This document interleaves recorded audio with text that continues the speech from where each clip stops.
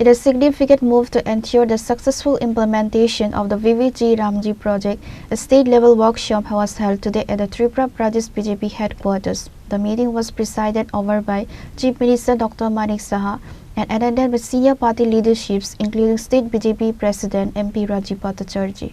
The workshop focused on educating party workers and public representatives about the VVG Ramji Act 2025, which has recently replaced the MGNREGA. The transition from 100 days of guaranteed work to 125 days aimed at providing a 25% boost to rural household incomes.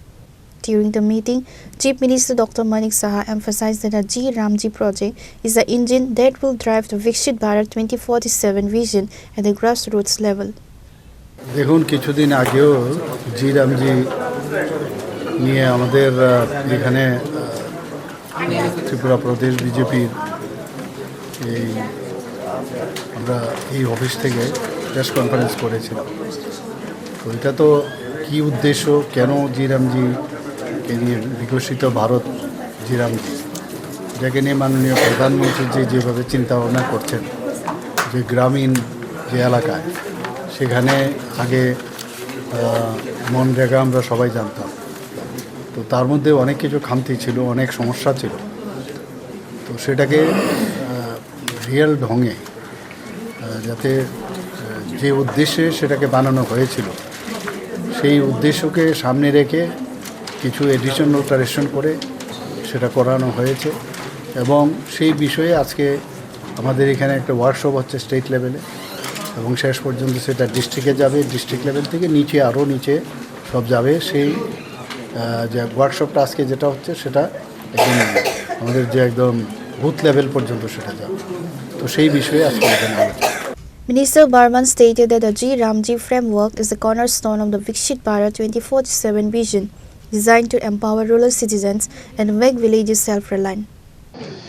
আজকের আমাদের এটা একটা state workshop, বিশেষ করে আমাদের কেন্দ্র সরকার যে একটা ঐতিহাসিক পদক্ষেপ যেটা গ্রহণ করেছেন জি রামজি মনরেগার যে পরবর্তী ধাপ, সেটাকে কেন্দ্র করে আজকে আমাদের এই ওয়ার্কশপ। এই ওয়ার্কশপের মধ্য দিয়ে আমরা এই জি রামজি কেন আমাদের আনা হয়েছে, জি রামজি আগামী দিনে আমাদের বিকশিত ভারত গঠনের ক্ষেত্রে গ্রামীণ স্তরে কী পরিবর্তন আনবে, সেইগুলোকে গ্রামীণ স্তরে যারা একদম আমাদের গ্রামের যারা জব কার্ড হোল্ডাররা আছেন, যারা কৃষকরা আছেন, যারা এই কাজের সাথে যুক্ত আছেন, তাদের কাছে এই মেসেজটা পৌঁছানোর জন্য আমাদের সরকারিভাবে যেরকম পদক্ষেপ নেওয়া হয়েছে সেরকম আমাদের দলীয়ভাবেও আমরা দলের পক্ষ থেকে এটাকে নিয়ে একটা বড় ক্যাম্পেইনিং আমরা একদম বুথ স্তর পর্যন্ত সেটা করতে যাচ্ছি।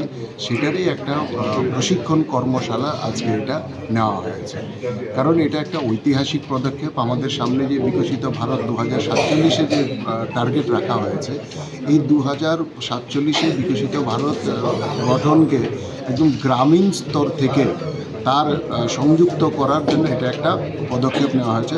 অর্থাৎ 2047 সালের গ্রামীণ স্তরের মানুষের জীবনযাত্রা কীরকম হবে সেটার একটা যোগসূত্র এই 2047-এর বিকশিত ভারতের সাথে সেখানে রাখা হয়েছে।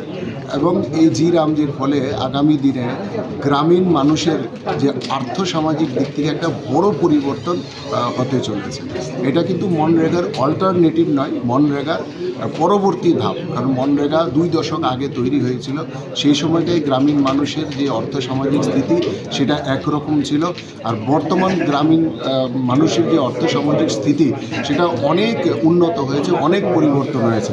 কারণ সেই সময়ের দিকে যদি আমরা তাকাই, গ্রামীণ মানুষের কাছে মনরেগা আনা হয়েছিল শুধুমাত্র তারা যাতে দুবেলা দুমুঠো ভাত খেতে পারে তার জন্য তাদেরকে একটা রোজগারের ব্যবস্থা করে দেওয়া।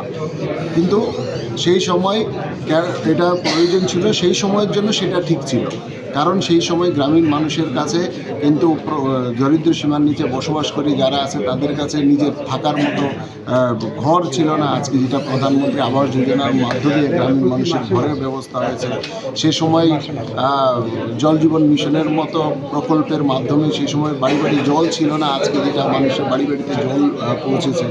সেই সময় যে প্রধানমন্ত্রী যে অন্নপূর্ণা যোজনার মাধ্যমে সেই সময় গ্রামীণ মানুষের কাছে ফ্রিতে রেশনিং ব্যবস্থা ছিল না। আজকে যেটা মানুষ সেই দিক থেকে সুরক্ষিত হয়েছে। আয়ুষ্মান কার্ড ছিল না, আজকে আয়ুষ্মান কার্ডের মাধ্যমে চিকিৎসার 5 লক্ষ টাকা চিকিৎসার সুযোগ পাচ্ছে।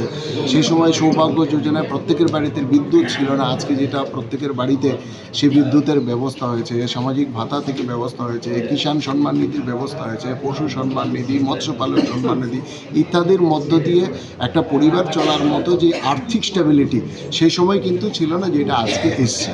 তো আজকে প্রয়োজন এই স্টেবিলিটির পাশাপাশি তাদেরকে ভিখারি নয়, তাদেরকে সেখানে কর্মক্ষম করে তুলে, অর্থাৎ তাদেরকে স্বাবলম্বী করে গড়ে তোলার আজকে প্রয়োজন আছে, তাদেরকে আরও এগিয়ে নিয়ে যাওয়ার প্রয়োজন আছে।